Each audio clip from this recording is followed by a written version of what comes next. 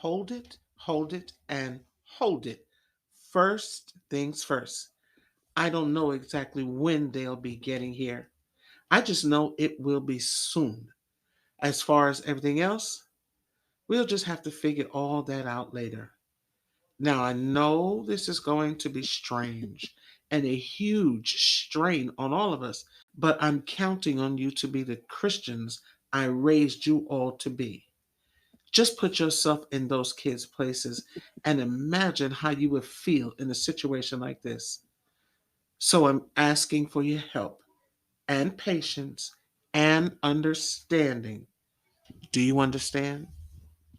Sure, Mom. We understand. You can count on us, said Vet, sounding braver than she actually felt. Yeah, Mom, it's going to be all right, added Net, sounding less sure than her sister.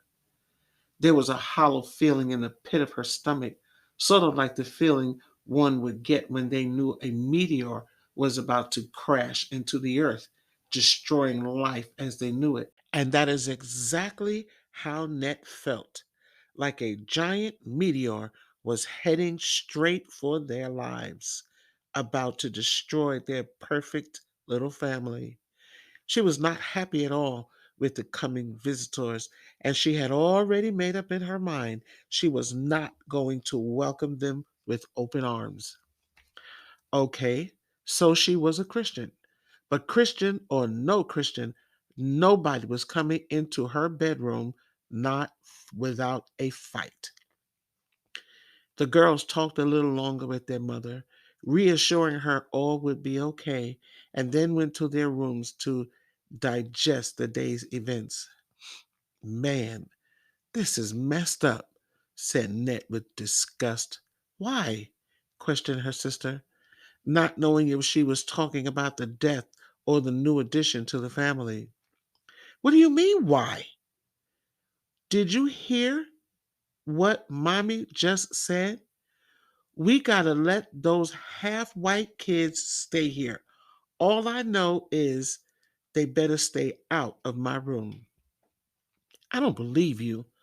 All you got out of that conversation is three half white kids staying here and going into your room. Never mind the fact that three little kids just lost their mother and their father doesn't want them. Never mind their relatives all refuse to take them. Never mind how upsetting this all is to mommy after daddy's death.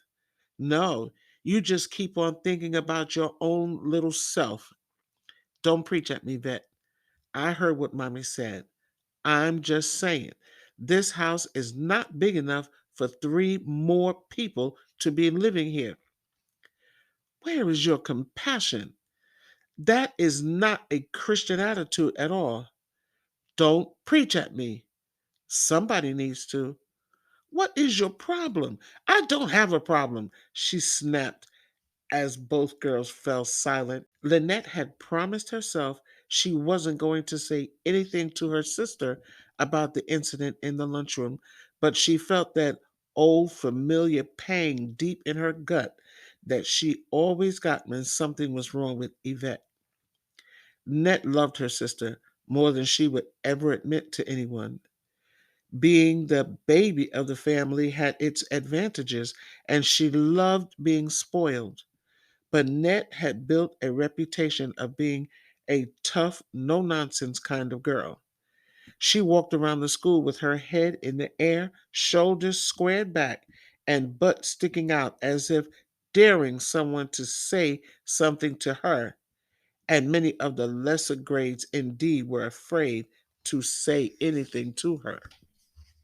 But as untouchable as she tried to appear, and as tough as she tried to make others think she was, there was a soft spot deep in Lynette that not even her mother could reach. That spot was reserved for her twin sister, Yvette. She often tried to figure out why she so admired her twin, or why she couldn't stay mad at her for long, or why she often defended her like a mother bear guarding her cub. Everyone in school knew that to mess with Vet was to invite the wrath her terrible twin sister, Net. She didn't want everyone in school to know how upset she was to see her sister troubled today, but she really wanted to know what had troubled her earlier. If Vet hurt, she hurt. So, what was wrong with you in school today? Turning away so her sister couldn't see her face, Vet felt her frustration and jealousy against her sister returning. Come on, Vet, what's up? Nothing, forget it, she said with an edge to her voice. Oh, really? You don't tell a lie very well, sis. You never could. You just finished telling me how unchristian I was acting. Well, you need to try looking in the mirror because there definitely is something bothering you. You know, there used to be nothing we wouldn't tell each other, and whatever problem we had, we faced them together. I don't know what I've done, but all I want to say is I'm sorry. Suddenly, guilt replaced all feelings of jealousy, frustration, and self pity that had been racing through Vet's mind. With a heavy sigh, she sat on the corner of her bed and began opening up to her lifelong friend. You don't have anything to feel sorry about, Nat. I'm the one that should be saying sorry. Look, I was tripping, and you're right. We can talk about anything. I know we promised we would never let a boy come between us, but I was mad because I was hoping Rife would talk to me. And I mean, I heard you talking about. Um, I thought she stopped talking and looked at the floor, feeling silly and embarrassed. Girl, are you telling me you're mad because you like a boy and you think I'm going to take him from you? Forget it. You'll think I'm stupid. And besides, you can't take something away from me that I don't already have. I do not think you're stupid. I understand. And I'm glad you finally found a guy you like. Lord knows you turned down enough of them. Actually, I was getting kind of tired of guys coming up to me, begging me to hook you up with them because you keep shooting them down. I do admit, I was kind of hoping to get to know Rife. But hey, go for it, girl. Really? You don't want him? I didn't say I didn't want him, but I love you and we promise never to get bent out of shape over a boy. So if you want to go for him, well then, good luck.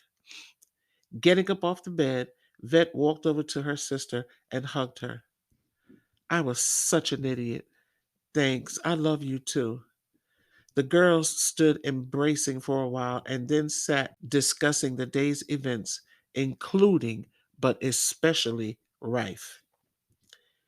3 more children. That was the one thought that kept playing over and over in Denise's mind. She was just barely making ends meet now. How in the world was she going to take care of 3 more children? Well, she had better find a better way because in 2 weeks they were coming. She didn't tell the girls she knew exactly when they were coming. She felt it was a bit too much for them to digest all at once. Shoot, it was almost a bit too much for her to digest all at once. But there you have it. She began to pray, asking God to lead her in the weeks, months, and years to come.